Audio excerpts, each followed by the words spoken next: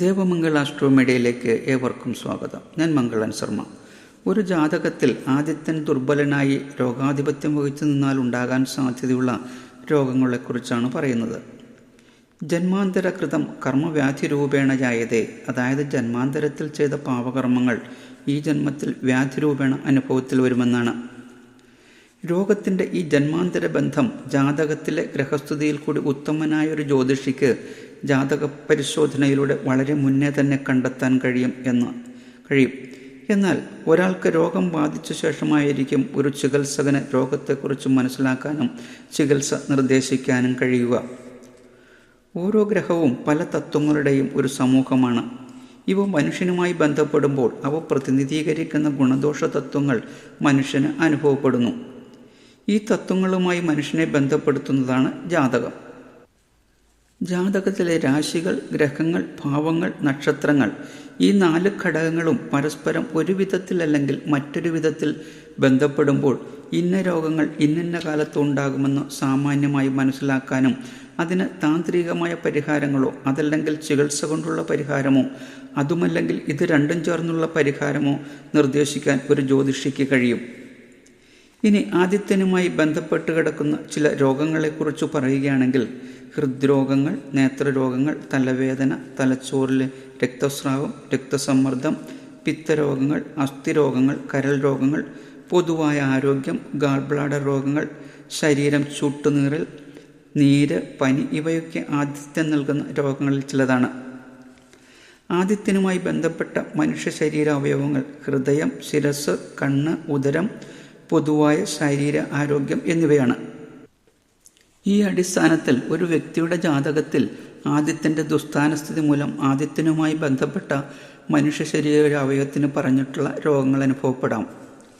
ആദിത്യൻ ദുർബലനായി രോഗകാരകനാകുന്ന ചില സ്ഥിതികളെക്കുറിച്ച് പറയുകയാണെങ്കിൽ ജാതകത്തിൽ ആദിത്യൻ, ശനി, ശുക്രൻ ഇവരുടെ നക്ഷത്രങ്ങളിൽ നിൽക്കുക, ആദിത്യൻ ബാധകാധിപനാകുക, ബാധാസ്ഥാനത്ത് നിൽക്കുക, ബാധാധിപൻ്റെ ദൃഷ്ടി വരിക, ആദിത്യൻ ദശാനാഥൻ്റെ ശത്രുവാകുക, ആദിത്യൻ ദശാനാഥൻ്റെ ഷഷ്ടാഷ്ടമത്തിൽ നിൽക്കുക, ആദിത്യന് ഗുളിക രാശാധിപത്യമോ ഗുളികയോഗമോ വരിക, ജാതകത്തിൽ ആദിത്യൻ 6, 8, 12 ഭാവങ്ങളിൽ ഏതെങ്കിലും ഒന്നിൽ നിൽക്കുക, 6, 8, 12 ഭാവാധിപന്മാരുടെ യോഗദൃഷ്ടി വരിക, പാപഗ്രഹങ്ങളുടെ യോഗദൃഷ്ടി വരിക, ഈ സ്ഥിതികളൊക്കെ ആദിത്യൻ ദുർബലനാകുന്ന ചില രോഗകാരസ്ഥിതികളാണ്.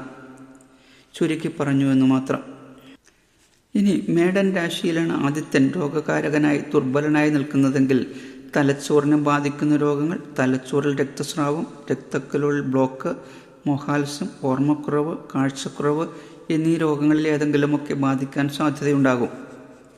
ഇനി ഇടവൻ രാശിയിലാണ് ആദിത്യൻ രോഗകാരസ്ഥിതിയാണെങ്കിൽ നേത്രരോഗങ്ങൾ, തൊണ്ട സംബന്ധമായ രോഗങ്ങൾ, ടോൺസിലസ്, തൈറോയ്ഡ്, മൂക്ക് സംബന്ധമായ രോഗങ്ങൾ, വായ്പുണ്ണ്, ആർത്തവ സംബന്ധമായ രോഗങ്ങൾ ഇവയൊക്കെ ഗ്രഹങ്ങളുടെ സ്ഥിതിയനുസരിച്ച് അനുഭവത്തിൽ വരാം.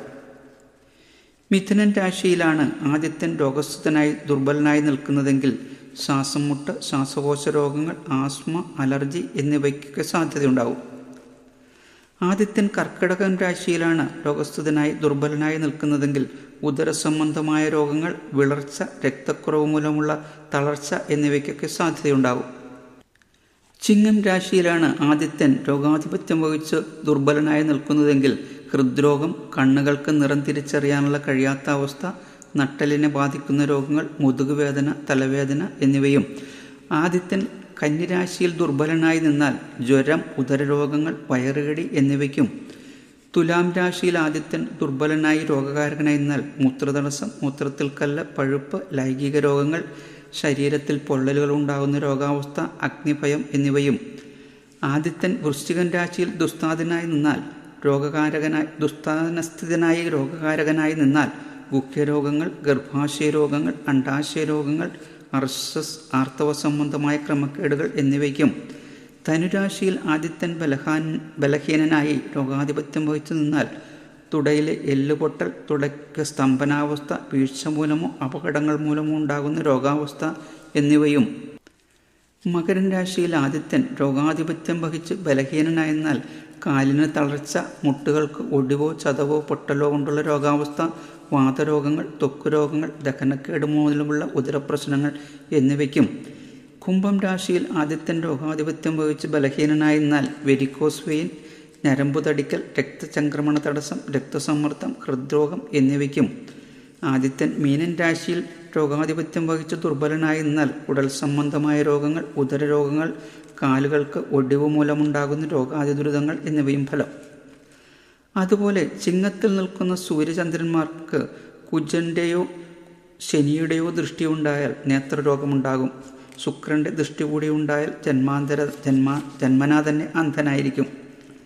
അതുപോലെ തന്നെ സൂര്യനും ചന്ദ്രനും മേടം, മിഥുനം, ചിങ്ങം, തുലാം, ധനു, കുംഭം എന്നീ വിഷമരാശികളിൽ നിന്നുകൊണ്ട് പരസ്പരം ദൃഷ്ടി ചെയ്താൽ അയാൾക്ക് നപുംസകത്വം ഉണ്ടാകും. ആദിത്യൻ ബലഹീനനായി രോഗാധിപത്യം വഹിച്ച് ഓരോ രാശികളിൽ നിന്നാൽ ഉണ്ടാകാൻ സാധ്യതയുള്ള പൊതുവായ രോഗസ്ഥിതികളെക്കുറിച്ചാണ് പറഞ്ഞത്.